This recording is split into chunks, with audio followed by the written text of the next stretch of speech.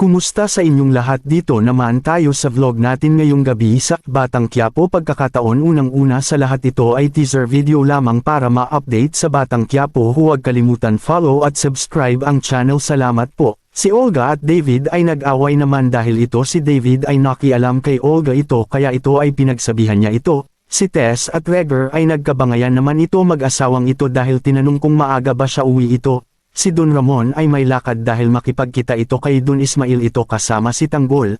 Ayon si Bubbles ay nakipag-usap sa mga kasamahan niyang preso sa huling sandali ito. Si Bubbles ay pumunta kay Chief Espinas dahil nakipag-usap ito at nagpaalam ito sa kanya at nagsabi na kung ano makita mo dito ay maiiwan lang dito kaya sabi ni Bubbles ay wala siyang pagsabihan niyo.